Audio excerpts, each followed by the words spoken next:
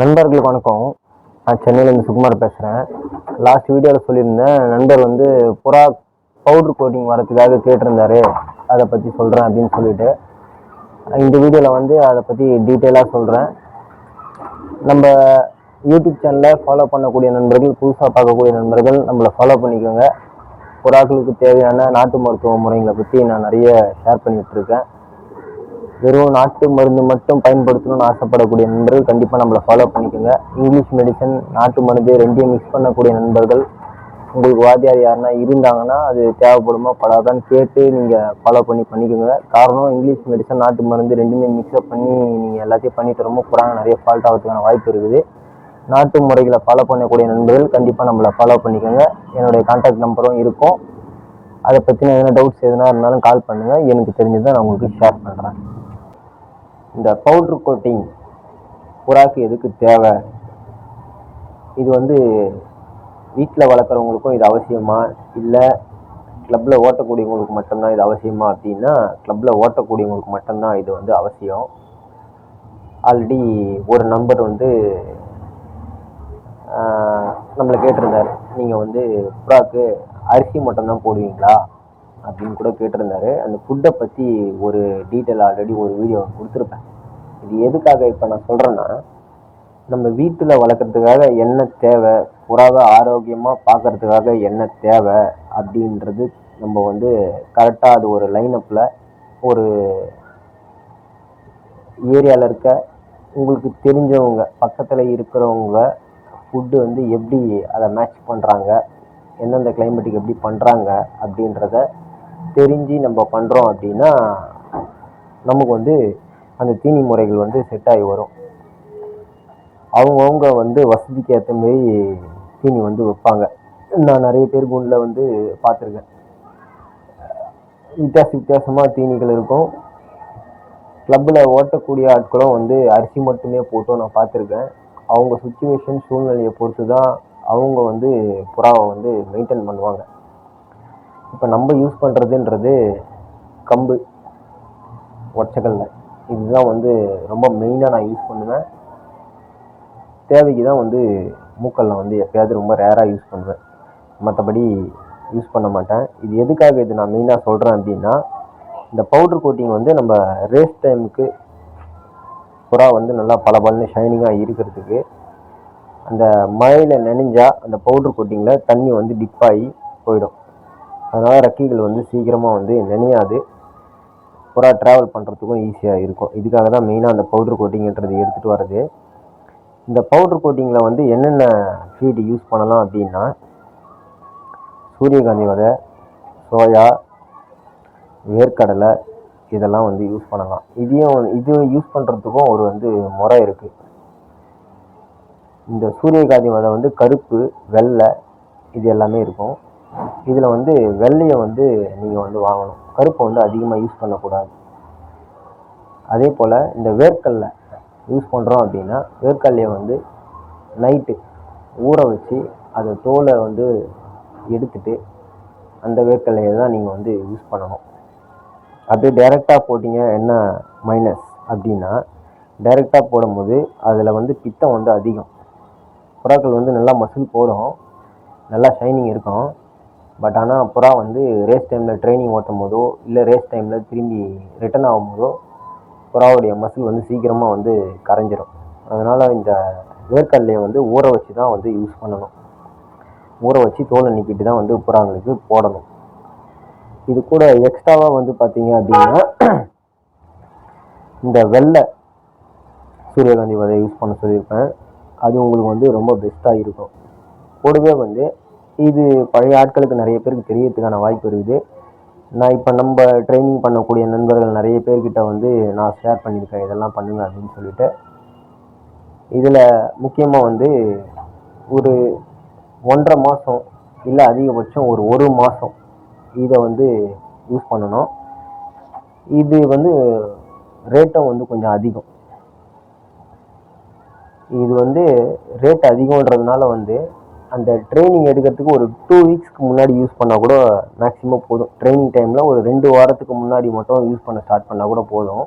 ஆனால் அதிகபட்சம் நீங்கள் 1 மாதம் 1.5 மாதம் யூஸ் பண்ணுறீங்க அப்படின்னா இந்த ரேஸ் டைமில் வந்து மற்ற எக்ஸ்ட்ராவாக வந்து நீங்கள் எதுவும் தரவே தேவையில்லை. இது கொடுத்தா தான் பறக்கும், அது கொடுத்தா தான் பறக்கும், இப்படி இருக்கணும் அப்படி இருக்கணும் அப்படின்ட்டு நம்ம எதுவும் மேக்ஸிமம் வேறு எதுவும் ட்ரை பண்ண தேவையில்ல. அது என்ன அப்படின்னா கொள்ளு வந்து கம்மியாக தான் கொடுக்கணும். காலையில் வந்து ஒரு புறாக்கு வந்து ஒரு 10 கிராம் அளவில் அது நம்ம பழக்கப்படுத்தி வைக்கணும். ஆக்சுவலாக அது எடுத்த உடனே சாப்பிடாது, நம்ம பழக்கப்படுத்தி தான் வைக்கணும் இந்த கொள்ளு. அதுக்கப்புறம் வந்து இன்னொன்று ஆலிவ் விதை அது வந்து ரேட்டும் கொஞ்சம் அதிகம். அதையும் வாங்கிட்டு வந்து இதுவும் ஒரு 10 கிராம் அளவில், ஒரு புறாக்கு ஒரு வேலைக்கு 10 கிராம் அளவில் காலையில் மட்டும் போதும். இப்படியே ஒரு 1.5 மாதம் 1 மாதம் நீங்கள் ஃபாலோ பண்ணிட்டு வரீங்க அப்படின்னா புறா வந்து அந்தளவுக்கு ஷைனிங்காகவும் இருக்கும், மினிமினும் இருக்கும், ரொம்ப ஹெல்த்தும் கூட. உங்களுக்கு நம்ம ரேஸ் டைமில் யூஸ் பண்ணும்போது ஓரளவுக்கு நல்ல ரிசல்ட்டாக இருக்கும். இது இன்னொரு நண்பரும் எனக்கு ஒருத்தர் வந்து ஷேர் பண்ணியிருந்தார். ஆக்சுவலாக ஆலிவ் ஆயில் வந்து சுத்தமான ஆலிவ் ஆயிலை வந்து நீங்கள் கடையிலேருந்து வாங்கிக்கோங்க. இந்த ஆலிவ் ஆயில் வாங்கி ஒரு 3/4 வயிறு இல்லை 1/2 வயிறு வர மாதிரி, ஏன்னா நம்ம தீனி மீந்துருச்சு அப்படின்னா அந்த எண்ணெயை போட்டு மிக்ஸ் பண்ணி வைக்கும் போது அது மோஷன் போயிடலாம், இல்லைன்னா அது ரொம்ப நேரம் அதுலேயே இருக்கும் போது உங்களுக்கு அதில் டஸ்ட்டுலாம் போய் ஒட்டிக்கும், அதையே புறாங்கள் சாப்பிடும் போது ப்ராப்ளம் வரும். இந்த ஆலிவ் ஆயில் வந்து வாங்கி ஒரு 1/2 வயிறு இல்லை 3/4 வயிறு சாப்பிட்ற அளவுக்கு தீனி எடுத்து ஒரு கிண்ணத்தில் அந்த ஆலிவ் ஆயில் மூடியிலேயே வந்து அந்த கேனோட மூடியிலேயே வந்து ஒரு மூடியிலேருந்து 2 மூடி ஒரு 50 ml வச்சிங்களேன், இதை வந்து ஊற்றி மிக்ஸ் பண்ணி ஒரு 1/2 ஹவர்லேருந்து 1 ஹவர் ஊற வச்சுட்டு அந்த ஃபீடை வந்து புறாங்களுக்கு மார்னிங் வைக்கணும். இது வந்து ட்ரைனிங்க்கு ஒரு 10 days இல்லை 2 weeks அதுக்கு முன்னாடி வச்சா கூட போதும். இப்படி வச்சுட்டு வரும்போது உங்கள் புறாங்களுக்கு வந்து பவுட்ரு கோட்டிங் வந்து அதிகமாக நல்லா கிடைக்கும். இதில் ரொம்ப முக்கியமாக சொன்னது என்னென்னா, நம்ம பழைய மெத்தடில் யூஸ் பண்ணக்கூடிய மெத்தட் வந்து இந்த ஆலிவ் விதை கொள்ளு வந்து அதிகமாக போட்டிங்க அப்படின்னா சூடு, அதனால் கம்மியாக தான் போடணும். கூடவே வந்து கொள்ளு போடும்போது புறாங்க வந்து கொஞ்சம் டைட்டும் ஆகும். அதனால் நீங்கள் மசில் பிடிக்கிற மாதிரி தீனி போட்டிருக்கீங்களா, என்ன பண்ணியிருக்கீங்க அப்படின்றத பொறுத்து தான் அந்த கொள்ளை யூஸ் பண்ணணும். இதுதான் வந்து பவுட்ரு கோட்டிங் பண்ணக்கூடிய முறை. உங்களுக்கு எதுனா தெரிஞ்சாலும் கமெண்ட் பண்ணுங்கள். நமக்கு தெரிஞ்ச மெத்தட் இது தான், நம்ம நண்பர்களுக்கெல்லாம் ஷேர் பண்ணிகிட்ருக்கேன். இதுதான் மெயின்டைன் பண்ணிட்டுருக்காங்க. புறா வந்து நல்லா கண்ணாடி போல் மின்னும், அந்தளவுக்கு நல்லா ஷைனிங் கிடைக்கும். பட் நம்ம இதெல்லாம் ஏன் பண்ணுறது இல்லைன்னா, நம்ம வீட்டில் வளர்க்குறதோடு சரி. அதனால் வீட்டில் புறா வளர்க்குறதுக்காக என்ன பண்ணணும், நம்ம ரேஸ் டைமில் புறா விட்றதுக்காக என்ன பண்ணணும் அப்படின்றது டோட்டலாக மெத்தட் நிறைய இருக்குது. இது தெரியாமல் வந்து நம்ம பல நண்பர்கள் வந்து என்னை கேட்டது கூட உண்டு, என்ன இந்த ஃபீடு தான் போடுறீங்க. ஆனால் நம்ம நேரில் வந்து நம்ம கூண்டில் பார்த்து புறாக்களை கையில் ஹேண்டில் பண்ண நண்பர்கள் நம்ம கம்பெனியே இந்த அளவுக்கு மெயின்டைன் பண்ணுறோன்னு சொல்லிட்டு புறா இந்த அளவுக்கு இருக்குது அப்படின்னு அவங்களே ஆச்சரியப்பட்டிருக்காங்க. கூடவே வந்து நிறைய நண்பர்கள் வந்து நீங்கள் ரேஸ் ஓட்டலாமே அப்படின்னு கூட நிறைய பேர் இந்த டைம் கூட நிறைய பேர் என்கிட்ட கேட்டிருந்தாங்க. ரேஸ் ஓட்டுறோம் அப்படின்னா நம்மளுக்கு டைம் இருக்கணும். டைமை மீறி புறாவை பார்த்துக்கிறதுக்கான, புறாவை ட்ரைனிங் போடுறதுக்கான டைம் எல்லாம் மீறி அதுக்கு செலவு பண்ணுறதும் இல்லாமல் நம்ம ஃபேமிலி சுச்சுவேஷனையும் பார்த்து மெயின்டைன் பண்ணி ஃப்ரீடமாக எல்லாத்தையும் பண்ணுற அளவுக்கு நமக்கு டைம் இருக்கணும். அப்படி இருந்தால் தான் ரேஸில் வந்து பார்ட்டிசிபேட் பண்ணணும்னு சொல்லிட்டு நம்ம இறங்கணும். நான் இல்லை, அது யாராக இருந்தாலும். இது அட்வைஸ் கிடையாது, இது அனுபவம். அதனால் சொல்கிறேன். நான் ஏதோ பேருக்கு நம்மளும் போனோம், ரிங்கு வாங்கணும், காசை கட்டணும், கலந்தோம் அப்படின்லாம் இல்லாமல் ஒரு விஷயத்த ப்ரொசீஜராக பண்ணோன்னா ப்ரொசீஜராக பண்ணணும், இல்லைன்னா நம்ம வந்து அதை பண்ணவே கூடாது. நல்ல புறாக்கள் மட்டும் வீட்டில் வச்சுருந்தா போதும். நல்ல புறாக்கள் இருந்தாலே கண்டிப்பாக வந்து 4 பேர் நல்ல பழக்கம் வரும். அந்த நல்ல பழக்கத்து மூலியமாக வந்து இன்னும் நாலேஜை புறாவுக்கு உண்டான நாலேஜ் வளர்த்துக்க முடியும்.